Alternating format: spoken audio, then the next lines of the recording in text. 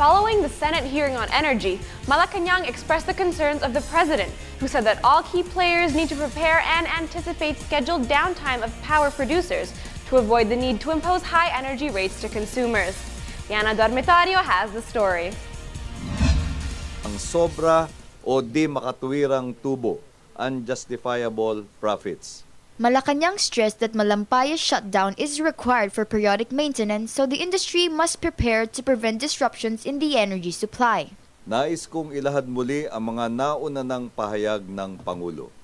Una, Malampayas shutdown is not an unusual event.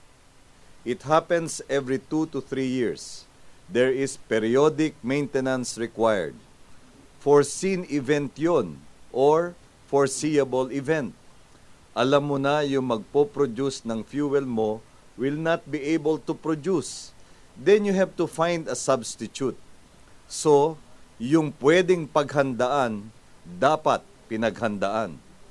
Pangalawa, our impression is there are people who really made a very significant profit from this situation.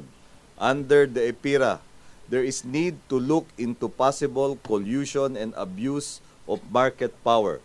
And if there were unjustifiable profits, the ERC can order a disgorgement of these profits. Pangatlo, my position personally is, if it was a commercial decision that was wrong, government never promised that they will be shielded from their wrong decisions. And it follows, if it was wrong decision, again, ilagay ko lang yung if. Tatapusin muna yung investigation. Pag mali, hindi naman dapat ipapasa sa consumer yung maling desisyon ng negosyo.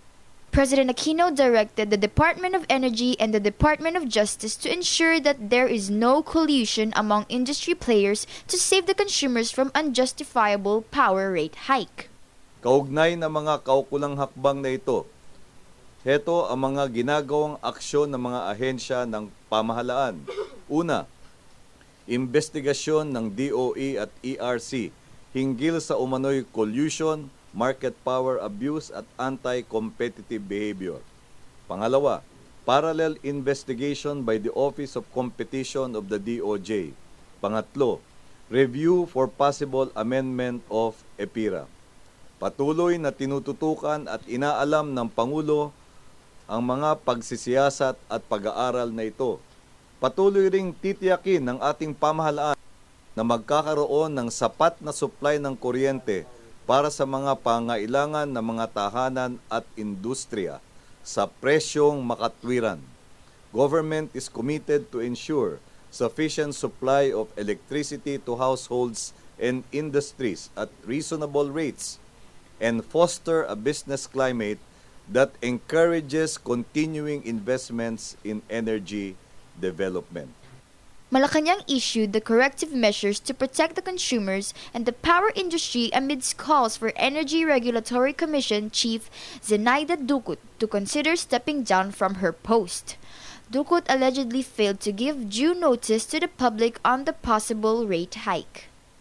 Yung pong parehong tanggapan ng Pangulo at tanggapan ng Ombudsman, meron po silang tinatawag na concurrent jurisdiction sa kaso.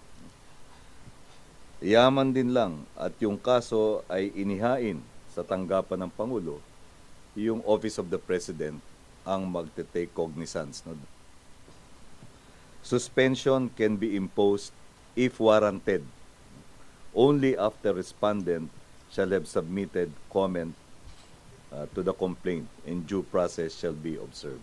This is Yana Dormitorio for News at 1, Junior Edition.